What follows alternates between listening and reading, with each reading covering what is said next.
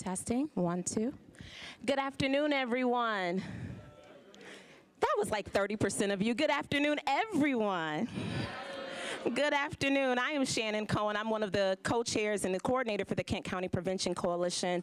And on behalf of the entire coalition, we'd like to thank you for spending your lunchtime with us here today for our synthetic drug lunch symposium. We're really excited to have you. As you can see, we're expecting every chair in this room is claimed according to our Eventbrite page. So we'll be nice and snuggly and close today, but hopefully the air will kick in just a moment so you won't have to fan. So we're really thankful for you all being here. One of the core pillars of the coalition is being visible, valuable, and vocal in our community. And one of the ways that we do that is by hosting, usually up to 4 times a year, community workshops like these. And a lot of times we try to reserve these type of workshops to talk about emerging trends in our community. And today that topic is synthetic drugs. So we're really excited. You'll hear from our wonderful, prestigious panel of experts that we have today. And you'll also hear from some amazing youth from throughout the county, but we have a few of them that helped make a video last week. Some of my favorite people on the planet, the City High School Epic class, they're here today, so really excited to have them here with us. Because as most of you know, teens have the 411 on a lot of issues that adults try to talk about without them, and so we wanted to incorporate their voices into this discussion today. So I just have a few housekeeping items to share with everyone. Restrooms. Restrooms are located immediately. If you go through the middle door marked exit, they're on your right-hand side. So please avail yourself as you need to restrooms. Also today, we will give to each of you at the end of today an evaluation that looks like this. And you'll need to complete this evaluation and return it to the registration desk outside in order to receive this certificate for those of you that are searching for continuing education credit. So we'll be happy to serve you with that. Also, you may have noticed on the wall, this past fall for National Above the Influence Day, we started a national, a countywide contest called Be It. And we invited youth throughout the county to, in 6 words or less, describe what they wanted their personal brand to be. And we've selected kind of the top 20, and we've posted those on the wall. So we need to select a winner by community vote. And so all of those slogans at the very bottom corner, they have a number in orange. And we'll ask that you take a slip of paper and write your favorite and drop it in that box. And you'll help us select the winner, and that winner's slogan will be matched with artwork from the coalition and developed into billboards. So please be on the lookout for those. We're excited about that. I would be remiss if we did not thank all of our volunteers. So many people gave of their time, their energy, their talent to making today happen. So I'd like just join me in giving a round of applause to all of the volunteers, our CEC committee, our youth coalition that set up the room last night, our dream team members. We're really thankful for all of you. Your labor does not go unnoticed, so thank you. We also have recyclables in the back of the rooms, recyclable containers for those of you that have pop beverages or even water bottles, so we can be environmentally conscious today. And then lastly, all of you received a packet of information in your chair, and we invite you to take the message of today home with you. You'll find that there's information for influencers and parents on what you can do to protect teens. We'll also be giving to you a pocket synthetic drug things to know as you leave today. And then lastly, I can't help but plug, we are planning and preparing for our youth summit for this year. Our 2013 youth summit, we had nearly 700 teens attend last year. So we're really excited. Our goal was 850 teens. So please, ma'am, please serve. You serve teens, you work with teens, you want to make sure that you have them in the place. And if you love teens and you love staying up all night, we would love to have you as a volunteer, because this year we are hosting a lock-in at the 3 Mile Project. So we're really excited about that, and would definitely greet you with excitement if you're willing to volunteer for that. Okay. Well, I think I've done all of my housekeeping items. At this time, I would like to turn it over to a wonderful, wonderful, wonderful person and colleague. He is the chair of our Community Epidemiology Committee. He serves on the executive committee with me, and I'm really proud to call him my friend. So I turn it over to Brian Hartle. Thank you, Shannon, for that warm introduction. Shannon's always so good at pumping me up whenever she introduces me. I'm Brian Hartle again. Welcome to the Kent County Health Department. I work here at the Health Department as an epidemiologist. That's my true job, a day-to-day job, but I'm also very excited to work with the Kent County Prevention Coalition and work closely with Shannon and Denise and Michelle and everyone who's involved in the coalition. So it is my job this morning to introduce our esteemed panel, and thank you all for being part of this great thing that's going on today. First of all, to my immediate left is Mr. Anthony Muller, who serves as the Director of Clinical and Business Development at Wedgwood Christian Services. To his next down in the row is Mr. Dennis Potter, and Dennis currently serves as the Clinical Supervisor at Network 180, where he is assigned to the Center for Integrative Medicine at Spectrum Health Site to implement behavioral health services in a primary physical health care site. And he also serves as the Chief Executive Officer for Cantu Consultants, which provides consulting and training in such areas as critical incident stress management, workplace violence, and co-occurring substance abuse and mental illness disorders. To his left is Detective Kathleen Postmus, who works for the Grand Rapids Police Department. She has been in law enforcement for 28 years, with 27 of those being right here in Grand Rapids. And for the last 21 years, she has been assigned to the Vice Unit as a detective. And her duties in that Vice Unit include working undercover, posing as both a buyer and a seller of narcotics, and she investigates all vice-related offenses, including those related to drugs and alcohol. Sounds like a pretty cool job. And to her left is Chief Catherine Garcia Lindstrom, and she has worked over 37 years in the field of law enforcement, currently serves as a chief of police for the city of Walker since March of 2000.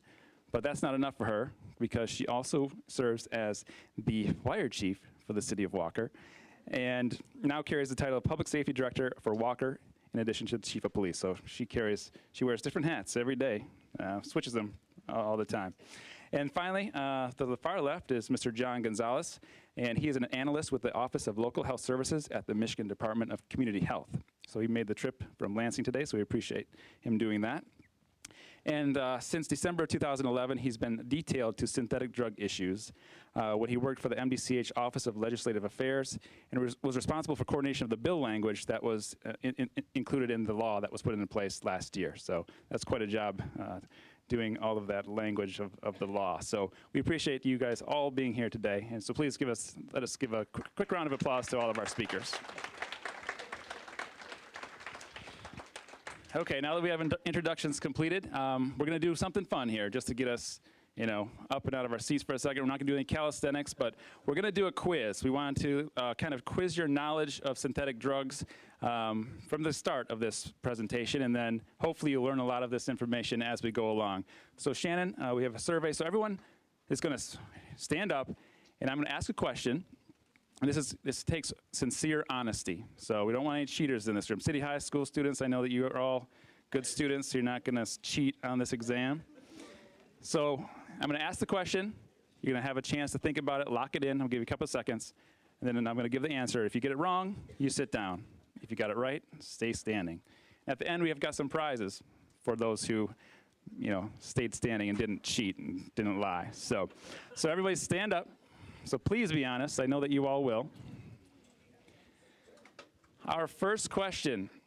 We're talking about synthetic marijuana today. And K2 and spice are the common names. You'll hear all different kinds of names for K2 and spice on the streets. I'm sure the police officers can talk about that, some of the names. But all of these are street or slang terms for synthetic marijuana. A, bliss. B, black mamba. C, genie. D, moon taxi. Or E, skunk.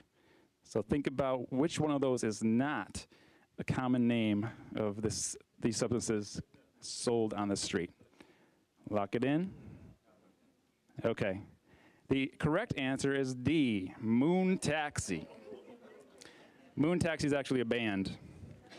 But everything else. So sit down if you got that wrong.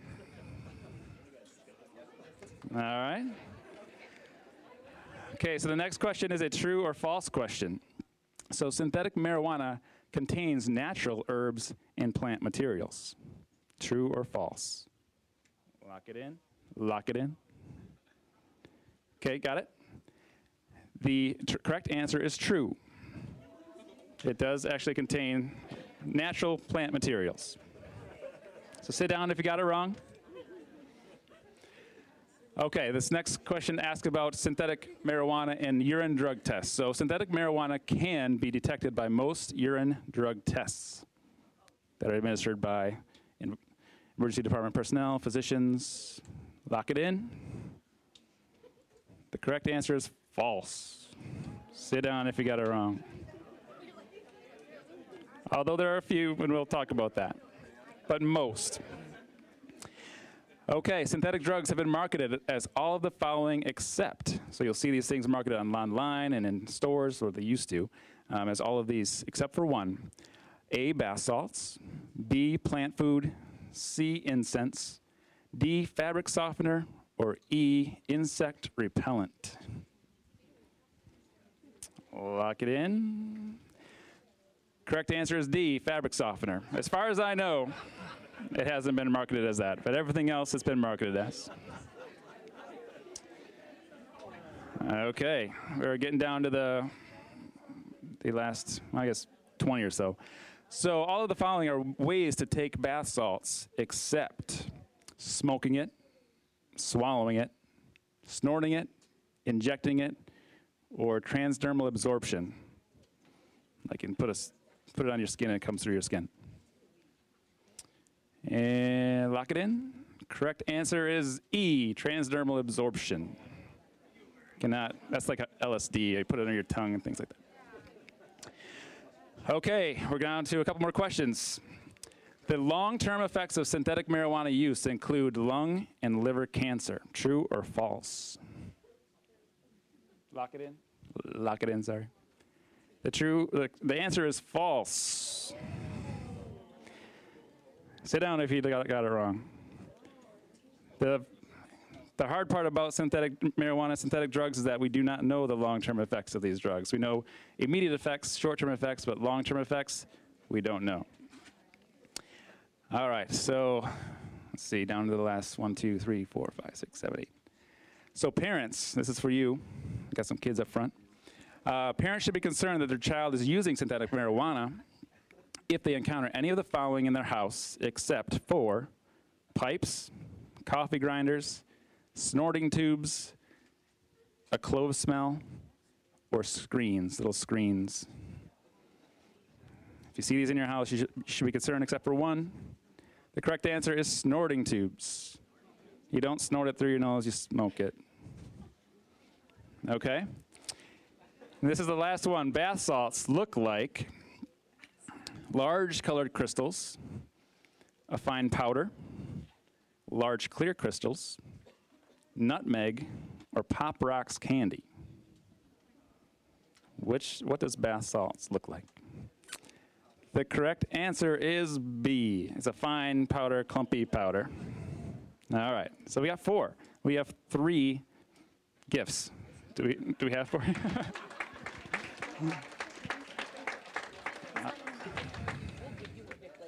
All right, great. Oh, the gift is going to the movies on the Kent County Prevention Coalition. So all of you in the back will get one. Jennifer will get you one later. So feel free to go see a movie on us. Now, isn't it true, Brian, that they get to come up on the panel now because they know something? Yeah, exactly. Those 3 will be involved in next month's panel, actually. Good job. All right, so our first objective here, so thank you for participating in that. We're going to move along so we can get through all of our great information. Our first objective is to learn about synthetic drugs. What are they? We learned a little bit about them through our quiz, but we need to learn more about them because I don't know all about it. So we're going to invite up Mr. Mueller and Mr. Potter's going to come first. So the impact on the body, the dangers and trends of using this in the medical clinical perspective of synthetic drugs. Thank you. Oh, yeah, watch your head. So I got to both watch my head and my hands because I'm trying not to infect anybody else. So next slide, please. My part of this is the bath salts. What can possibly be wrong with bath salts? You know, all you need is really hot water, and there's nothing wrong with it. Next slide. As long as you're putting it in the water and not inside your body. Okay? Hot baths, bath salts, great stress relievers. When you put it in your body, not such good stuff. The primary active ingredients, and if Dr. Waller is up here, I'm subbing for him today. He would give you the Latin. I'm just going to give you the MDPV. Those are the active ingredients that are placed on top of those natural herbs and other kind of stuff that's mixed in it, which is the thing that makes you high, all right? It's marketed in the U.S. as bath salts, and up until July of this past year, they were easily found in convenience stores, gas stations, head shops, and so on. Thanks to the efforts of Mr. Gonzalez and others in Lansing, we now have them outlawed, which has really helped reduce the instances of it. Just because it's legal doesn't mean it's good for you, okay? The marketing scheme was similar to that for Spice and K2, which was sold as, K2 and Spice are sold as synthetic marijuana as incense. This was sold under this auspices of bath salts, all right? So they have absolutely nothing in common with actual bath salts. The chemicals are called bath salts because they have been sold as in your little quiz. Plant food, pond scum cleaner.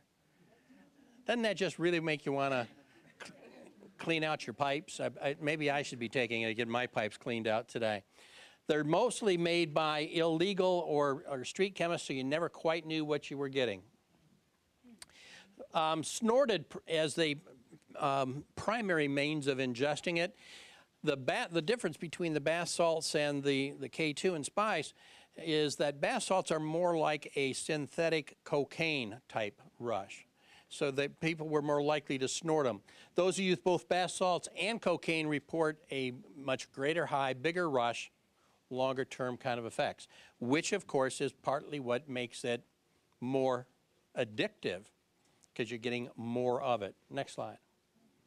So the most alarming feature of all of these designer drugs was not only that they were legal, but they're sold on the internet. And because they were legal, people had this false idea that they were safe, in spite of reading on the package, not for human consumption, okay? Not for human consumption. Bath salts were more triggered towards college-age folks. K2 and Spice more towards high school. On one hand, you'd like to think that by the time we get to college, we're smarter. Apparently not so much. And it may be a function of starting with the synthetic marijuana or marijuana and then moving on to the bigger rush kind of stuff, okay? It's constantly evolving, and that has been what the biggest challenge for the law enforcement community is. You'd kind of go through and you'd outlaw one thing and get it off, but then they'd change the compound a little and make it legal. The newer law has done a much better job of much broader categories so that they can't just change minor things of it and make it legal again. Shannon? So it appears as pure white to a kind of a clumpy powder with a slight odor. It darkens slightly in color when it's in open air, if it's left open to air for a significant time, and it's rapidly degrades. So they wanted to use it really quickly. Go ahead. Physiological and psychological effects. There's this whole long list. I'm not going to read it over for you. On the fun side, you know, it's kind of this increased alertness, increased body temperature. Where's what I'm looking for? Kind of this psychotic feel. Most of the things that are up here are things that we wouldn't logically necessarily go after. But the euphoric high and the rush and this ecstasy-like love everybody kind of stuff kind of overcame for many people the negative side. And if everyone in this room had learned the first time they had to drive the porcelain taxi after drinking, you'd never drink again, or you'd never drink. But I'd be, if we had a different kind of interactive exercise and everybody stood up, how many of you driven the taxi more than 4 times, more than 3 times, more than 1? You know, most of us would still be standing at some level or another, at least those of us that are of age and can legally do it. Okay? And I would never ask the high school students not to lie on that one, because, all right. So the worst thing, though, for this, because it was targeted towards college age and high school kids, when the brain is still evolving and still growing till about age 22. And anything that we put in our bodies that alters how our brain works before age 22, before age 25, creates permanent pathway differences. Okay, so all of you over 25, you can start using now. It will not do as much damage to your brain. Front 3 rows, no. Okay, your brain's still evolving. And it will create permanent damage. Permanent damage. In fact, with bath salts, there have been some indications that with the more negative effects, especially around the psychotic kind of pieces, it may be permanent. So some of the folks that have gotten some of the most outstanding and outrageous kinds of behaviors may have done permanent damage to their brain, may never ever return to the so-called pre-use functioning. All right, so why was it dangerous? That's part of it. Part of it was dangerous because there's no uniformity of dosage. You never knew quite what you were going to get. And if a little bit is good, we in America anyway think a little bit is good, more is better. Okay, so we use a little, then we use a little bit more, then we use a little bit more until the midbrain, the amygdala area of the brain is kind of taken over, and then we have the craving for that increasing dopamine rush. On the bad side is you can't sleep, so now I'm going to take a little Xanax. I'm going to take a little downer. Taking a little downer in terms of the rush of what bath salts is going to give you is trying to stop a 150-mile-an-hour train with a Yugo. Not so effective, not such a good thing to do. Okay? Then sleep deprivation on top of the drug gives you, physiologically and psychologically puts you in much greater danger. Recently saw a study on taking a pre-med student. So this young man was pretty bright. They interrupted his REM sleep for like 5 days. By the end of the 5th or 6th day, he couldn't do simple mathematical features. Okay? Just by depriving him of sleep. So when you're getting into this long sleep deprivation, changes again how the brain's functioning. Next slide. So what are they really looking for? Where's this sense of euphoria? This sense of increased alertness and awareness, heightens physical and perception kind of stuff. Increased energy, mental stimulation we talked about. Increased sociability. One of the great the myths around most drug use: makes me more social, makes me funnier, makes me maybe to tell better jokes, makes me dance better. Actually, it does none of those things. Okay. The sexual stimulation, aphrodisiac. This empathogenic. That means love everybody, without boundaries, without the hindrances, without those little boundary things that we got going, saying, hey, maybe this isn't such a good idea to be doing this with this person that I don't really know. All right? Diminished perception and requirements for the food and sleep. So, side effects. Well, they create this condition that the police have called this excited delirium, if you will. We've all read recently, last May, 6 months ago, down in Miami, where a homeless man was attacking another person and actually eating his face. Okay? Tony and I were talking about it just before this started. When we both saw that news article, we both said bath salts. It's either PCP or bath salts because those are the only two. And there's been about 3 or 4 since then. And these, again, the psychotic feature is one of the downside. Increases the likelihood of potential of aggression, increased strength during that aggression because it lessens the ability of tasers and other things to work. So it makes a very dangerous situation both for whoever this person might be attacking and for the law enforcement officers attempting to do their job. Increasing 2010, they had 235 calls for a whole year. In January 11, they had 225 calls in the first month. So it was greatly on the increase back then. And I think that goes to you. As I peel off my He's taking a completely clean one. I'll take this one just to be safe. How are you guys doing today? Better be safe. Good. Real quick, just want to talk a little bit about the history of synthetic drugs just to try to put some pieces together.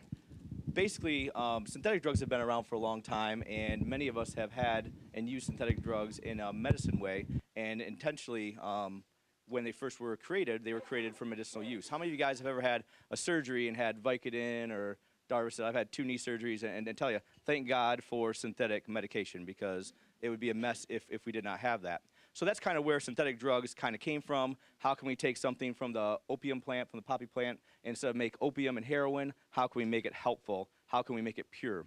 How can we regulate that? After that came along, back, medical marijuana has been around a little while, and we won't really get into a whole long discussion about that. But what happened was then some researchers began to look at, are there some things about the chemical properties of marijuana that could be used, could be purified, could take out some of the things that aren't helpful?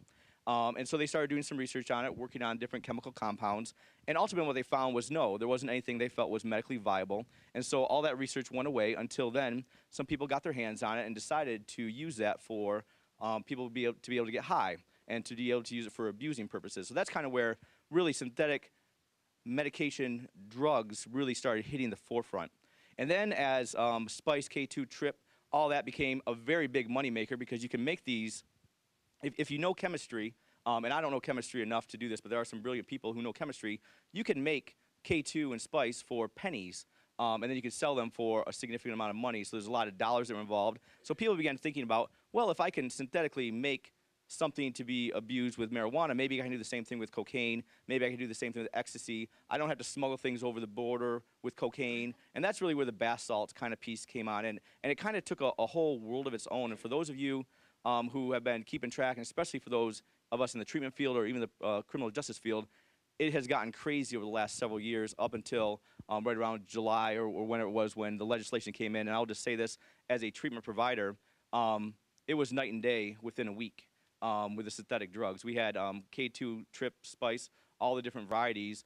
We had kids who were actually asking to come to treatment. I'll tell you some stories about what some of the clients I've worked with experience as we talk about symptoms. And it turned off immediately. And then about a month later, it started to trickle a little bit back in, because there still are ways to get your hands on it. But it's been wonderful for the legislation. It's made a huge difference on the street. So I'll just say that.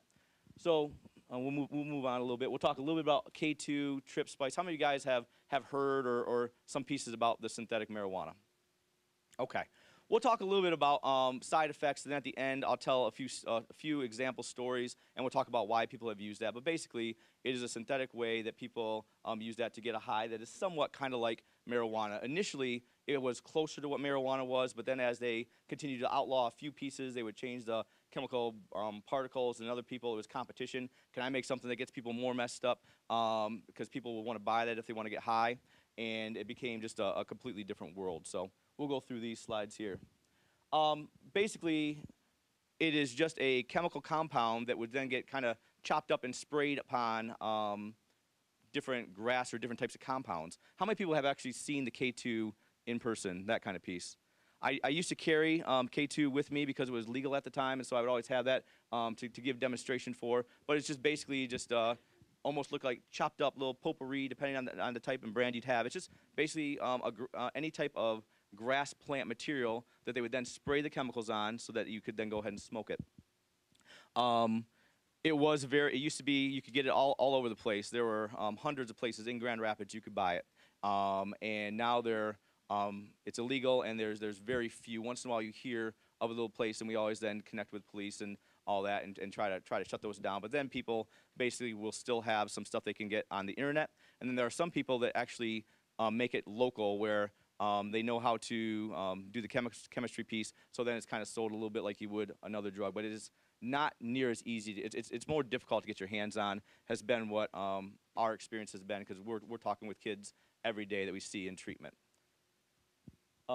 So the whole piece, I know Dennis already hit it. It was marked as not for human consumption. Why did they mark it that way? Well, they didn't want to have to go through the Federal Drug Administration and go through and actually say what's in it, have the research done. If they just said, this is not something you're supposed to eat, then they weren't accountable for what was in it. They could change the formula very easily, and then the research wasn't done on it. So that was kind of the whole plan they had for that. So what's the cost? Well, this was the cost back when you could buy it. I've bought several of it from different places, different gas stations, Purple East, you name it. We'd go find it, go ahead and then present it, whether it's on TV or to people or to probation officers to other people. Nowadays, it's more expensive just because it's hard to get your hands on. And we'll talk about in a little bit why might someone still want to use the synthetic marijuana. Side effects. So we'll spend a little bit of time talking about some of the psychoactive effects, and I believe there's one that talks about another slide that I'll talk about in a second that I'll actually tie in a little bit with some negative pieces. People enjoy the euphoria. There's a piece of sociability that people get with that. Anxiety, but really it's that piece of that relaxation that people are looking for. And most of the time, when people are using this chemical, it's because they'd really like to smoke weed, but they can't. And so it's still kind of weedish, so they like to do that to kind of get high. We'll talk about the side effects, and I'll try to put in some real life. Yeah, like that one. Everyone's picking on Sesame Street nowadays, right? That's not good. So, anxiety is a piece that you see a lot with individuals who have been using the K2. And I've actually had clients who have come to group who were high at the time on K2, and you would see, you know, there's a little bit of paranoia a lot of people get when they smoke weed until they smoke a whole lot. But with the K2, you would see just the eyes moving back and forth, the fidgeting. I've had kids, the vomiting piece. I've had kids throwing up in the garbage can because they were using. Probably the scariest experience that and I wasn't actually a part of it, but I talked to the client about it afterwards. Is one of the things about the synthetic marijuana is that it does not last near as long as a regular marijuana. So what people would do is they would use back to back to back to back to back because they'd want to keep their high going because they're so used to being high for a significant period of time. And as that happened, the whole heart rate, blood pressure increase was a thing that we'd start seeing things. And I've had clients who have gone into the ER, who they put the catheter in, so they put the needle with the plastic in, they pulled the needle out, and the blood was pumping so fast, it pushed the catheter right back out as well. Client believes he had a mini heart attack. I haven't talked to him in 2 or 3 months, but even 3 or 4 months after that event happened, he still believes there was something that wasn't completely right with his heart from that. So the side effects from the synthetic is pretty significant. And as you saw from the study before, or from the pretest, we don't know exactly what long-term use effects would be. We have some ideas of what it might be look like, but it's been such a short period of time that we don't have the longitudinal studies that can actually show all the long-term health effects. These are the effects that are happening in the immediate that we know are definitely impacting. I have had some experience of psychosis where people truly lose track of where they are, who they are, and what's going on. And had a client who was a little off to begin with, so I don't want to put this all on the drug, but was trying to kill his parents and had to get into pine rest, and just some really, really messiness that we've experienced, even just from the K2 itself. Why do people use it, especially adolescents? Well, first of all, would be that whole piece to avoid detection. They already have a problem with substances. And so they're just trying to avoid and go to someplace else. And this is a really difficult piece for treatment because when someone continues to try to find another way to use, they don't actually have to face themselves. And until you face yourself and you face the mess that your life has created, there's very little hope for them to actually do something different about it because they're just trying to find another way out. And it's something that you and I do as well in different ways. It's just human behavior.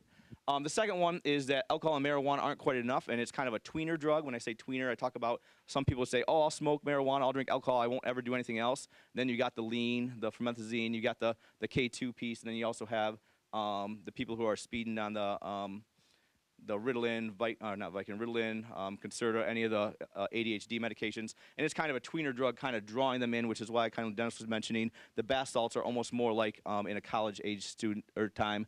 And then there was some, and not so much anymore, who thought it was safe and kind of like marijuana because it was legal. So I've never used anything before, but hey, this is supposed to be safe. That one, thankfully, because of the law, isn't so relevant anymore. But normally what you see is number one there. It's being used to be to avoid detection. Thank you for your time.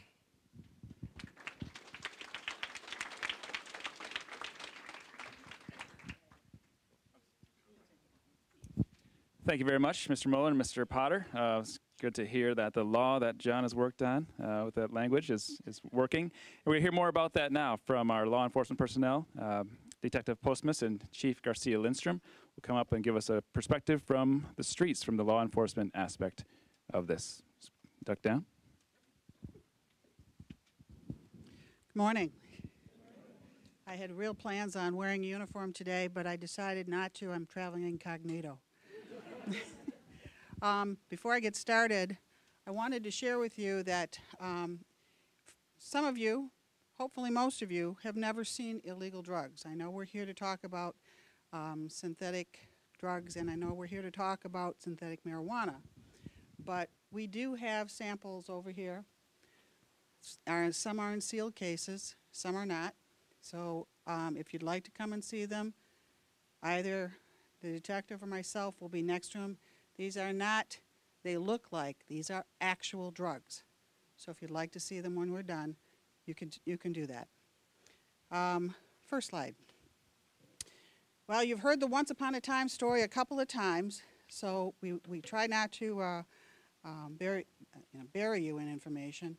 And on the other hand, what we want you to know is that these drugs are basically something that are created, as you heard, to get around what the law is. Now, you've heard what it does and how it is, but it's kind of like a kaleidoscope.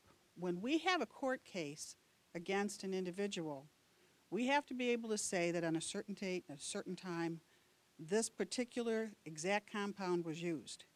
By changing them, it changes the effect. Do you want to share something? Correct. Earlier this year, I was tasked with handling all of our synthetic drug cases. So anything the road patrol would get or we would get in search warrants would funnel through me to seek the appropriate charges. Part of the problem is there's certain compounds that were deemed controlled substances and certain weren't. One of the compounds was JWH-018. And when the MSP lab would test it, it would come back as JWH-019. They were changing up by just a compound, a molecule, so we couldn't charge people with it. But it was still the same dangerous stuff. Next slide. So the question is, what drives this? As you heard, sometimes it's the individual, and sometimes it's the law enforcement control, people not wanting to get charged. Go ahead. Next slide. You heard about all the different changes. Well, this wasn't new. This is not a new thing. This is just the flavor of the month, we say in law enforcement. Back in the 60s and 70s, we had LSD, we had PCP. The term designer drug didn't come along until the 80s, okay? Some of you weren't even around back then. 80s and 90s, we had ecstasy. And then we moved on to things called steroids. 2008, all of a sudden, boom, we get this thing that's called K2 spice or incense. And it just seemed kind of cool. But as you heard, law enforcement was having its problems getting its arms around it legally, because what we were seeing is we were getting called to places where kids were overdosing and kids were dying. And we didn't like that. Well, how do you get the word out and tell people, hey, this is not cool? Next slide. You heard about all the different stuff. This is just some of the different herbs that, it starts out okay. It's not bad, okay? It starts out as some sort of a plant, something. But then they spray something on it. Next slide. You don't know what what they're spraying. It might start it out as tea or potpourri or something else. But do you know what these are? Do you have any clue what some of these are? In most cases, they're poisons. Okay? You don't know what that is. It's one of the things that doing research, and there's a lot of chemists out there that have been very valuable in their information. The thing is that a lot of the stuff comes from China. You can order it in a gallon jug. Anybody can order it online. And a lot of the stuff is done in people's garages. They might use grass clippings or, like the chief said, potpourri or some other herbs. And depending on how generous they are with their spraying that day, it might be stronger, it might be lighter. Even one of the things a lot of people don't know is that the steroids that we've heard so much about, That's another thing you can order overseas, and people come mix it in their garage, and then they put it in the vials and sell it. You don't know what you're getting. You guys know what Russian roulette is? Everybody? That's what doing any of these drugs is like. You don't know what you're going to get, and you don't know when your time is going to be that it's going to put you over the edge. Next slide. Okay. There's also, you've heard about basically synthetic marijuana. It's like, well, people are selling marijuana. It's supposed to be okay to do. This is not marijuana. This is not the stuff, the psychoactive plant that, you know, you hear about, the medical marijuana. This is something else. Okay, go ahead, next slide.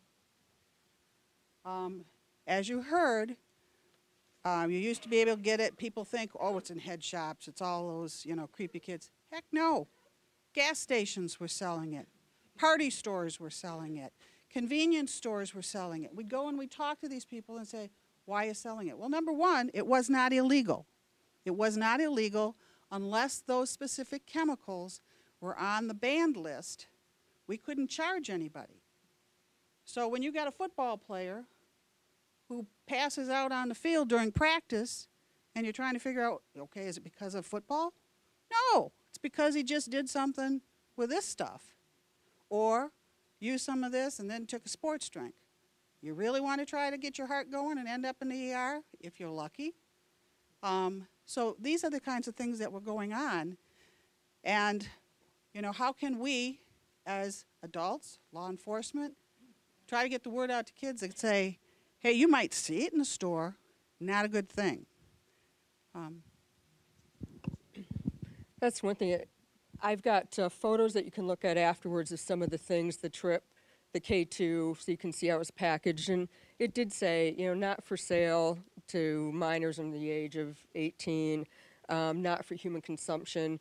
And like earlier you heard, it's just their way of getting around having it go through the FDA. But one thing that I had to stress to a lot of the party store owners that I dealt with is that if it says not for human consumption and you're selling it to people knowing that they're going to smoke it, or with the bath salts, they're going to snort it, and a lot of people have cooked it up like heroin and shot it, you know, how do you get from point A to point B, not for human consumption? What's your reasoning for selling it? They were making a lot of money off of this stuff, but a lot of people were getting hurt by it. So you've heard, you'll hear a little more from our next colleague about, you know, what law enforcement has tried to do on this. What we really wanted to do was get the word out to young people. It's not law enforcement's job to try to arrest as many people or ticket as many people, particularly young people, as we possibly can. Quite honestly, we'd much rather be proactive than reactive. It does not do our hearts good to go to an emergency room, see parents trying to figure out, is their kid going to be normal after this or worse? So in our town, in Walker and in Granville, we formed a coalition and we started a Minor in Possession of Alcohol coalition. We actually started supplying drug kits to the high schools. The downside is when it comes to these things, the K2 spice and the pretend marijuana, the reality is those kits are brand spanking new. They were only created literally in the last year and a half in a laboratory environment. In the law enforcement environment, we couldn't even get our arms around this to be able to charge. And, you know, we had people who, major dealers, selling this stuff to kids. And so for us to be able to do something about it, we were trying to get the word out. I want you to see this slide. Anybody know who Demi Moore is? Okay, did you read in the paper about how she OD'd? Well, guess what she was smoking? That artificial pretend marijuana treated with something. And you heard about how the doctor was presented. Person doesn't want to eat. Person doesn't, you know, focus. She almost died. Almost died. And there's been pictures in the paper of her where she looks like she's just a skeleton. Wonder what happened there. Next slide. So, again, you've heard, well, why do we want to even change that? Why would the people want to? Well, the effects, that's certainly one thing. So get it a little stronger, change it around. But the bottom line on this is to keep it so it's difficult for law enforcement to do anything, to charge anything. Quite honestly, we don't have samples of the K2. You know why? Because the minute they heard in Lansing, I mean like within 24 hours, they knew it was coming. The minute they heard that law got changed, people were snatching it off the shelves so we couldn't even go in and buy it. That's one of how people were paying attention to it. Next slide. This one has to do with the synthetic marijuana. You already saw something. Take a look at that graph. Look at how it goes, boom. From almost nothing in 2009, 13 cases. By the way, this information was presented to the state drug courts. It was a longer presentation. But in 2009, there were 13 cases nationally of this particular stuff. As of this year, in January 2012, 639 cases for 1 month. The prior year, there was 6,000, almost 7,000 cases. So if it goes up on that particular same ratio, it's going to surpass it. Can you flip these? Thanks. Bath salts. Well, you've seen pictures, and that's what we've got for you, pictures. Not like these. Next slide. Not like those. We're not talking about the stuff you put in the water and get out feeling real pretty and smell good. Next one. We're talking about this type of bath salts. And these are some of the names that you're going to see. Do you want to say anything? This is something that I've learned a little bit more about. I had a street case where the road patrol officers called me over to do a field test on some bath salts. It was in a little jar. It was the white powder with the lid screwed on it. And the guy I dealt with admitted he had been trying this, and he said he couldn't take it anymore because it'd mess him up. His heart rate would go so high, and he felt funny. Not like when he was doing cocaine or even heroin, but it scared him. And then I actually had another informant that had pulled up her sleeve one day and said, I tried some of those bath salts and cooked them up like heroin and shot it up, and she had a big red sore on her arm, and she said it was still painful 4 weeks later, and it wasn't going away. Next slide. We wanted you to know that Michigan, Kent County, is not the only place in the country that's having issues. It's happening all over the country. This was one case in which an individual, he fired 30 rounds inside of his trailer. But when the officers got there, he basically said 10 people were trying to break into his place, and that's how he got shot in the face. No, he got hit with a ricochet, one of his own discharges. Next. You see the graph? Bath salts, much more dramatic than on the synthetic marijuana, much more dramatic. Next one. You've heard about the effects. These are just the ones we know of. Now, what we don't know about are the ones where the person actually died. And by the way, I know that there was a case less than 2 weeks ago in which the person died. Basically, I mentioned about the testing for this. For us to do a case, we have to be able to have it analyzed. You heard the detective talk about analyzing. Well, the testing for this has only been created in the last 12 months or so in one lab, and it's only just started getting distributed so that we can test it on the street to say, okay, is that, an illegal compound? And then that's not enough. We still have to then send it for a more detailed analysis to the state lab. And it has to match up what we think it is. Otherwise, the case gets dismissed. I just had 2 of those recently. The person claimed they were bath salts, and I did a field test that we have, which showed up as the MDPV, which I think Jonathan's going to talk about. And when I got the state police lab report back, there was no controlled substances in there. So our field test showed that it made it test positive for one of the things that was illegal, but when the actual testing was done, it wasn't what we thought it was, and we had to drop the case. The issues and concerns that we have is we keep telling you over and over again, you don't know what you're getting. But just like that, we don't know what the cutoff levels are. You know, so when we see it, can we test in the urine? Do we have to test the blood? Can we detect it? Is this testing that we're doing, is that standardized enough for the law enforcement, for the courts? Okay? You know, if we get a jury that says, well, we don't really believe that, that's going to be a problem. You know, because then we've done a lot of work to try to take somebody off the street who's providing this in large quantities, and the case goes away. The detection window, a lot of the labs are saying now testing up to 72 hours. So we have to really haul. But we're testing these compounds and we're still guessing, okay? You can't guess in law enforcement. It's very exact. We don't have all the answers. We'd like to. We wish we did. But next slide. As I mentioned, before 2011, bath salt testing, we didn't have it on the street at all. We just are getting it. Next one.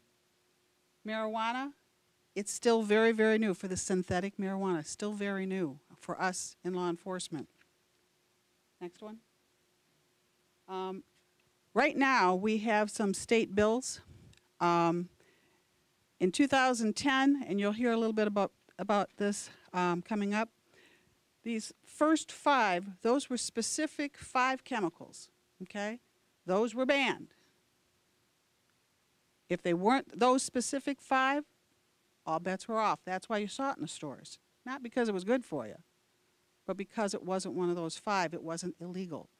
Now, just in Michigan, we're doing things, but so is the federal government. On the other hand, we're not always in sync with each other. Just for example, marijuana is on the banned list federally, but it's not state. Well, likewise, our laws are not exactly in sync. So you're going to hear a little bit more about the House bill that we keep talking about from our next colleague. Next slide. We represent 2 different drug teams. Our team has been having problems with this particular chemical. It's the synthetic, and this is one that we just had an overdose. It's something new. It's a felony. Possession is a 2-year felony, and using it is a 1-year felony. One last thing, and just in summary before I turn it over to my colleague, and then we're going to end it. We just want you to know that in law enforcement, we really are not out to make your lives difficult. I agree with that wholeheartedly. We'd rather see people make the right choices and good choices. We don't like seeing people overdose on anything, and I can share with you later. I've got pictures of some new stuff that's out there. Thank you very much.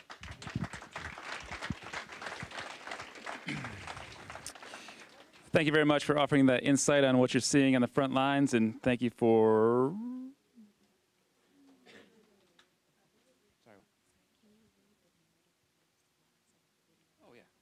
And thank you for your work to educate our young people on the dangers of these substances. So make sure you're paying attention.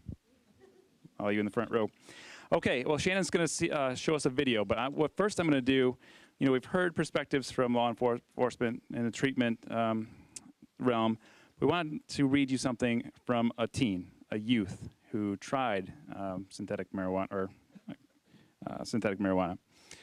So, you know, we know that, you know, data can't alone. We see the numbers up here and hear the stories, but it can't truly capture the impact of this.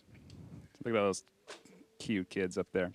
So we wanted to really give you the heartfelt stories of someone who used this substance. So this is a transcript of this individual's account. I used K2 for the first time this past summer while visiting my dad. Both my siblings used marijuana and K2. My dad said he thought I might eventually get into drugs too, or try drugs, and he said that he would rather me try it when I was at home with him than at a party somewhere. My dad is an alcoholic, and he smokes marijuana. He does K2 on a very consistent basis because it's cheaper and I guess less addictive, and a cheaper alternative to the more serious drugs. My dad bought it offline and said it is cheaper by the ounce, yet you still get a high. My brother also said he does it because K2 doesn't show up on most drug screen tests. My dad was under the influence when he offered me the K2, and looking back, I can see that it wasn't a good decision at all. Some of the symptoms I felt: it was unpleasant. I could think straight in my head, but I couldn't communicate my words or walk steady. My words came out jumbled. I could tell it was unsafe and unhealthy because I was not functioning properly at all. I have seen K2 make my dad apathetic, irresponsible, and he can't be there emotionally for me at all. He's always off in a different place. I have learned from my mistake and would tell other teens or people not to do it. There's nothing positive about it. It's disgusting. It makes you not feel good, and it is not fun. I know you hear it all the time about why to stay away from drugs, but it's really true. And the thing about K2, unlike other drugs, is that it is not gradual in its damage. You can do it once and die. It's so hit or miss based on the contents of the K2, and that's scary. It's really unsafe. And as we heard from Detective Postmus, it's really true. People making this stuff in their garage, you have no clue what's in it, what they put in it, how much they spray, where they get it from. So take heart of these words for the youth that was willing enough to share their story. And now we're going to hear from more youth that are here today and up on the video.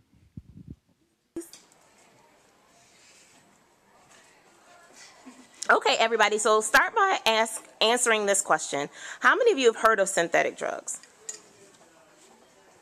What are some of the terms you've heard for synthetic drugs?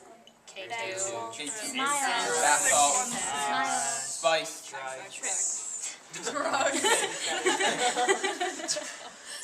A few of you said that you knew or have heard of experiences people have had with synthetic drugs. Andrea, do you want to share? Well, these people I don't really know personally. They were smoking K2 in a personal, social setting for fun, and they were basically passing around. A kid got it, and he basically, I guess, hit the middle of the bowl, took it really hard. It was his strongest, and he basically blanked out. They couldn't get his attention. His eyes were, glazed over. He couldn't talk. He couldn't speak, and all of a sudden, vomit just basically came out of his mouth. He wasn't really puking. They couldn't get him to come around, and they didn't take him to the hospital or anything, and it just sounded really dangerous, and it took him a few days to recover. Somebody else said they had a story to share. I heard in the news that a kid was doing some kind of synthetic incense, and he was driving, and he drove between 80 and 100 miles an hour into the front of someone's house, and died a couple days later in the hospital. So as you guys share these experiences, you've heard of it, you know some of the names for it, you know people that maybe have used. What are some things that you're hoping to learn from this workshop on Tuesday? I'm hoping to learn some of the more dangerous side effects that come with using synthetic drugs, and more stories about people who've had real-life experiences with their loved ones using synthetic drugs. Anybody else? I think it's definitely good to figure out what these synthetic drug packages look like so I can avoid them as not to use them. Awesome. Wonderful. Well, thank you all for sharing.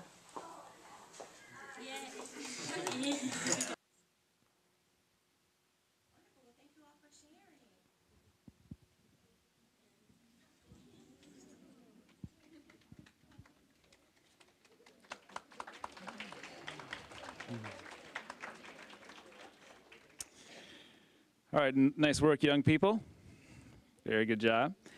Finally, our last panelist is John Gonzalez from the Michigan Department of Community Health, and he's going to talk more about, how synthetic drugs impact Michigan and West Michigan, East Michigan. So we saw some data from national figures from Chief Garcia Lindstrom, but really, how is this impacting Michigan here? And afterwards, we are going to hold our question and answer session. So if you have questions, please think of them now. So we're going to be walking around with a microphone so you have a chance to ask our panelists any questions that you might have about these substances. So turn it over to John. Thank you, Brian. Can everybody hear me? All right. So one of the common themes was we'd prohibit a substance and then a new one would come out, right? So with the last legislation, the idea was to go after the whole molecule. So if they were to change one functional group or just one other part of the molecule, it's still illegal, right? I'm not going to get too in-depth on that. I don't have a lot of time, and there's a lot of new substances. So I don't know if any of you kids, have any economics training, but you got supply and you got demand, right? When supply and demand meet each other, you have equilibrium. Well, we reduce supply. There's still the demand. So what happened was they introduced these partial substitute goods. Next slide. And just as go back. Just as a quick comparison, these are what are controlled, right? We've got 5 main groups. You've got phenethylamines, tryptamines, piperazines, aryl cyclohexylamines, and then other. And you have the cannabinoids. This is for July through September, right? As you can see, a lot of the phenethylamines, which are like MDMA, which is known as ecstasy, or amphetamines, methamphetamine, stuff like that. Tryptamines, like your psilocybin mushrooms. Piperazines, the thing with piperazines, chemicals need precursor chemicals. So you need a chemical to make another chemical, right? For ecstasy, the chemical you need to make it, there's a short supply. So they start using piperazines. And then aryl cyclohexylamines, I don't know if you've heard of PCP or ketamine, that's what those are. Next slide. This is where we're seeing them. So we still see a lot in West Michigan, which would be Kent County, Oceana County, several other neighboring counties. A lot of MDMA, a lot of amphetamine. Other stuff, not so much. We still see a lot of the cannabinoids. Next slide. This is what isn't controlled. So there's all this new stuff, right? You have the phenethylamines, and within those, there's these 2 main groups. You have the 2C and then the NBOME, which are analogs, which just means they take a 2C chemical and make a chemical out of it. There are theoretically an infinite amount of chemicals that can be made. We're trying to prohibit them, so that law enforcement is able to do something. They can seize it. When it goes to state police for the lab identification, it comes back as not controlled, and then it gets to be a bit of a problem for law enforcement. As you can see, there's the same groups, but there's new chemicals within each one. We're seeing a lot of the phenethylamines. Next slide. A lot in West Michigan. So here's the thing to remember. In West Michigan, we have more of these new phenethylamines, and they're basically like, if you were to take methamphetamine, LSD, and I think other stimulants, so a lot of caffeine in addition to all that, so you're hallucinating, your heart's racing, and more often than not, statistically, you're overdosing and in the hospital when you end up with seizures, strokes, heart attacks, all sorts of fun stuff. West Michigan is our biggest problem. We're trying to get legislation together, and we're actively monitoring everything to do so. Others, there's the aryl cyclohexylamine, so like that one right there. Those are analogs of ketamine, so you take it. It's a dissociative, so it's like pulling the plug on your brain. Your body's able to move, but you don't know what's going on, which, people drive on that. It's a problem. Next slide, please. This is for October. We saw a drastic increase of non-conforming, which just means substances that we don't have scheduled. So these are legal.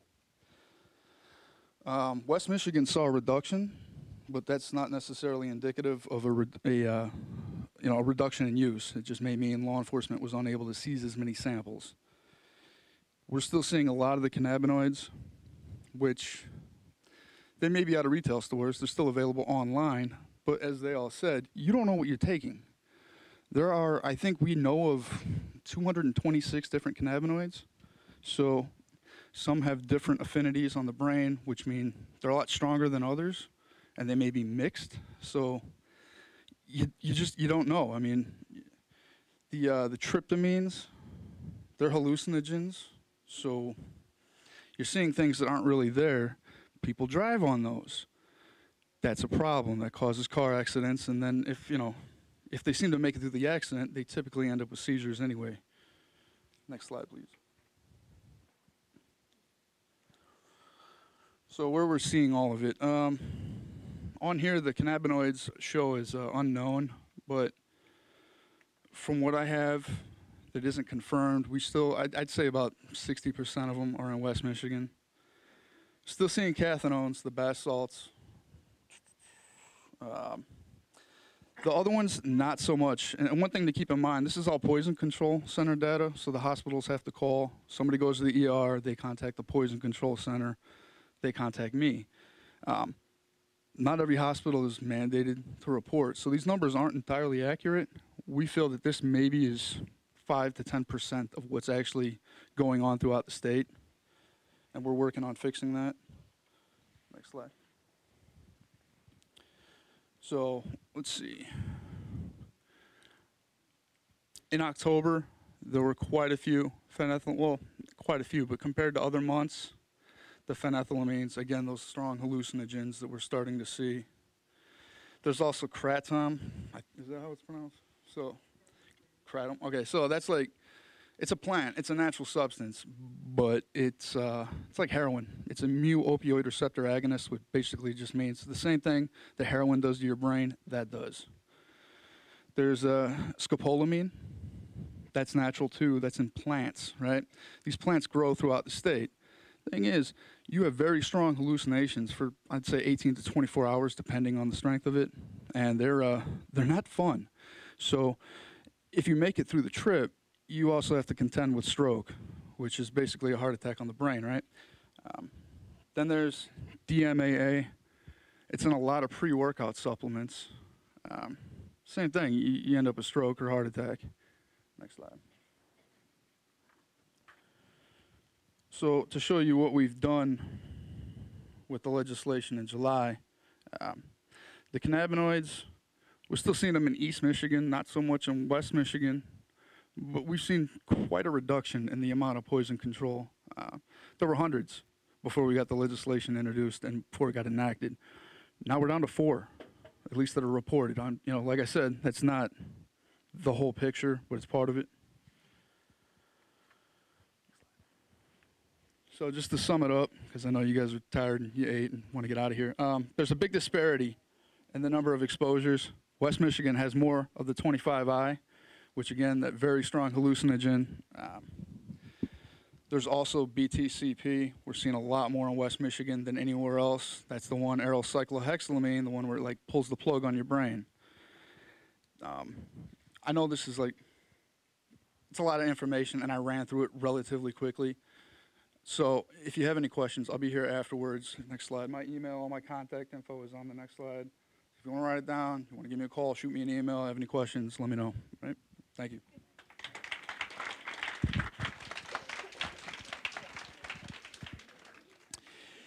Thank you, John. And I guess I can't stress enough and thank you enough for your work on the legislation, law enforcement, your work on enforcing the laws, because obviously we saw a drastic decrease in the use of these drugs after the legislation was passed and enforced and enacted. So thank you for that. Now we are going to turn it over to you. I know that I've learned a lot today from listening to our panel, but there's still some things going around in my mind of, what is that and how does it affect me, and what can we do to prevent it from impacting our youth? We've got a lot of youth here. It's just a small percentage of all the youth in our community. The fact that they're here makes us aware that they're committed to staying drug-free, but there's a lot of kids out there that are not here. So how can we prevent that? A lot of people are here, work with children, work with youth in our community, so how can we prevent that? So if you have questions about anything you've heard today, questions about prevention, Shannon's going to walk around and provide you with the microphone. So please ask our panelists, pick their brains. Hopefully they're not disassociated at all from all this talking that they've done. So my question is about how many states have actually passed legislation against this, and how many places can kids still buy it?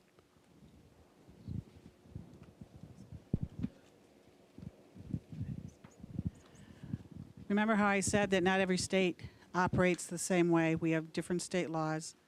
It's sort of a convoluted way of saying each state works with the federal government. The federal government has just in the process of, in the last 12 months, passing some legislation that will allow them to intercept some of these international shipments. They have to first be on the list before they can do that. The states are few and far between, to be real honest.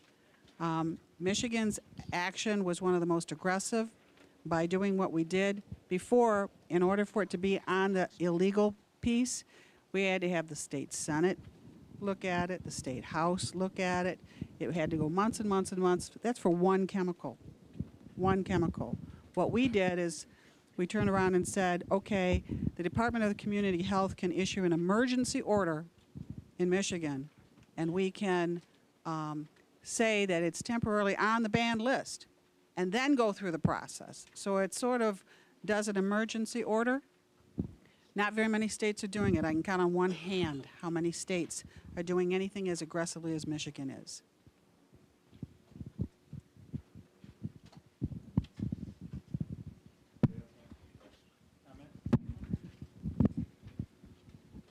Right now, there's, I think, 42 states that have passed for the cannabinoids and 41 that did for the cathinones. Just one clarification on the imminent danger. We can issue what's called an imminent danger notification. So we get all the evidence together. We decide that we want to present it with our director and say that this needs to be prohibited now. We don't have time for it to go through the legislature, right? Because that takes 12 to 16 months. We issue this notification to the Board of Pharmacy, which is another agency, and they ultimately decide. So we're looking at a reduction. It could take us between 3 and 6 months to get something through, depending on when the Board of Pharmacy meets, compared to a year and a half. That doesn't mean you can go to Ohio, though, and pick this stuff up.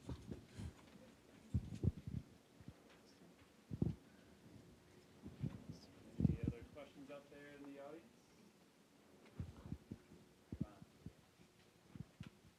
Shannon will walk over to you. Run over to you. Okay, I need to see the hand again. I was at a presentation in East Michigan not too long ago, and one of the trends they were seeing with bath salts was in young veterans, particularly young white male veterans. I was wondering if you've seen any trends in West Michigan about who's using either bath salts or K2 spice. The bath salts tend to go towards that 18 to 22 age bracket. So that would be consistent with what I have been seeing anyway. College age doesn't necessarily mean they're in college. So young vets coming back. They've also probably been exposed, possibly as we talked earlier, about the progression of moving from marijuana towards harder drugs. And so again, that would fit. I've actually spoken with some. I had some cases that we thought were going to test positive for the synthetic cannabinoids, and it was military veterans. They said the stuff was easily available outside their base and on their base, and unfortunately that was their way of dealing with a lot of their PTSD. The veteran hospitals, both on the east side of the state and the west side of the state, they have been gathering more and more information, but although we do work with the veterans and the military, a lot of our information is not, we don't break out the military, whereas the military itself is doing more stuff with their, either their active members or their National Guard or their reservists. So we do get feedback from them, as you just heard, but we don't break it out individually like that. Good question.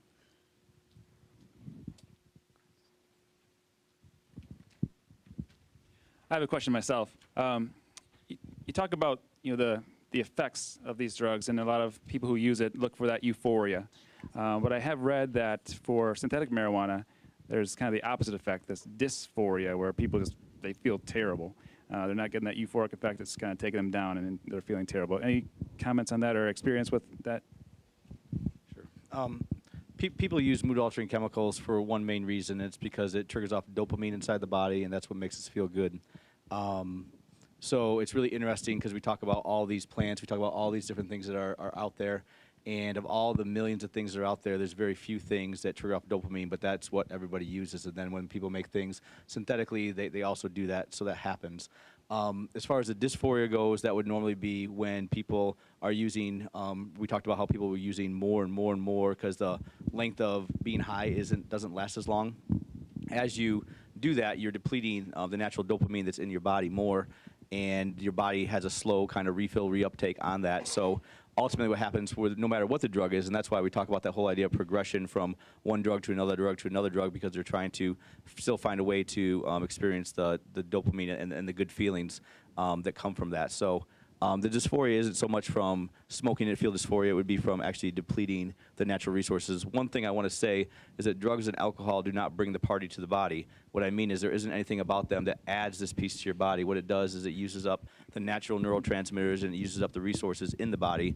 And so the dysphoria you're referring to is what would happen with any substance when used repeatedly over and over and over. And obviously the harder drugs, because there are harder drugs and not as hard drugs, they're all not good, but the harder drugs deplete that even more, or more quickly, I should say.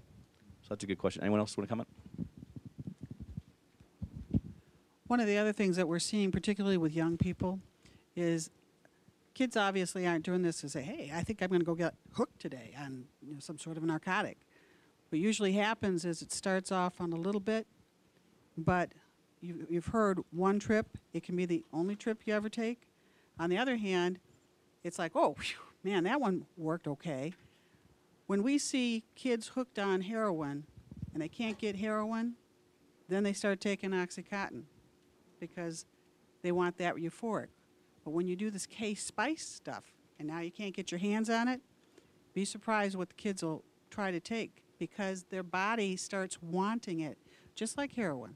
The body starts wanting it over and over and over again, but what you took last time might not be what you get today.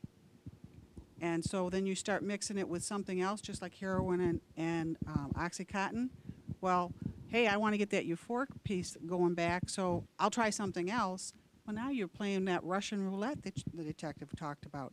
And your body's doing this roller coaster, so you don't really know what's going to happen. One of the real challenges for using substances for mind-altering things, on the survival of the species, our basic instincts, when we have a negative consequence for something, we tend to avoid doing that again. Okay? If you put your hand on the hot stove, you learn pretty quickly, you probably don't want to do that again. The frontal cortex, front part of the brain, is working there. Drugs work not on the frontal cortex, but on the primitive brain. And the primitive brain has to do with survival kinds of stuff. And it, in fact, flips this consequences and reward piece because you continue to use in spite of these consequences. And it takes the frontal cortex kind of out of the game, if you will, in the more primitive part, reactant part of the brain, not the thinking part of the brain. So in fact, what happens is the midbrain kind of takes over, takes the frontal cortex out, and we continue to use stuff in spite of the consequences. And as Anthony was saying, it has to do with this dopamine rush, and drugs give us a dopamine rush at a far higher level than our bodies can naturally do it. And so that's where when the depletion is going, then the cravings kick in, the cravings take out the frontal cortex, and you continue to use in spite of consequences. This is true for smoking, this is true for alcohol, this is true for other drugs. I can't tell you how many times a person who's now on oxygen because of emphysema, but continues to want to smoke. And that's a pretty direct correlation kind of stuff. It's taking that front part of your brain out of gear and going into that only the pleasure, the dopamine, attempting to replace the dopamine. I'll real quick just say one more thing on top of that because it's a nice lead into it. Not only is there the physiological piece, but psychologically what happens is the first time people use substances, often they don't have all these significant negative consequences where they've sold everything they have and they don't go to school anymore. And what happens is the brain has this connection that they use this experience. It was a good experience right off the bat. There wasn't a whole lot of negative things that happened to them, especially when we talk about marijuana and often with alcohol. And so the brain begins to have this connection that it's not such a big deal. But then over time, as the dopamine depletes, as consequences start racking up, in their mind, the mind still see the substance as a savior, because when I use, I feel good, even though my life is really, really messy. And so that's kind of the psychological piece of how it fits with the brain aspect. So those two things come together, and that's where addiction comes from, because then compulsion comes. The drug and alcohol is seen as wonderful because of how I feel when I use. I didn't have consequences right off the bat, so this is good. And then when I'm not using, it's bad because I have so much pain. They don't connect the fact initially that the pain is there because of the substance use. Do we know why? Do we know why the numbers are higher in Western Michigan versus the other parts of the state? Better law enforcement. Oh. No speeding tickets for this guy. Honestly, we don't. Usually when we see that, it's coming in on one side or the other. I can tell you that Allegan County was the number one location in the state for quite a while for methamphetamine, people making meth. And meth is now getting to be a little bit more passé, so it would not surprise me that there's some sort of a lab correlation in a similar fashion in West Michigan. It wouldn't be because there's a pipeline to Mexico or China or something like that. It's because we have been very successful in addressing some of the other types of narcotics that you've heard about, not the synthetic stuff. And so because it's so much harder to detect, my suspicion is that that's probably why we're seeing it. When we get success on one end, unfortunately, something else will crop up to take its place. And just another comment on that. When the ban on these things first started, I had the opportunity to build a rapport with one of the wholesalers that was bringing the Trip and the K2 into the stores, and also one of our local party store owners. And now when they get anything that the distributors try to convince them, oh, it's perfectly fine, it's okay, they call me first. And that's good, because that's helped keep a lot of the things out of the area, and we're going to continue to try to do that. However, there are some new things coming along, and I'll have pictures of it up at the table for later. All right, well, I'm going to turn it over to Shannon real quick here, but I just wanted to take one more moment to thank our panelists and thank you all for being here. It was a great discussion, and this is the first time we've done something this large for one of our Lunch and Learn sessions. So you've got the green sheets in front of you, the evaluation, so please take time to fill those out. Let us know what you thought about the presentation so we can improve next time.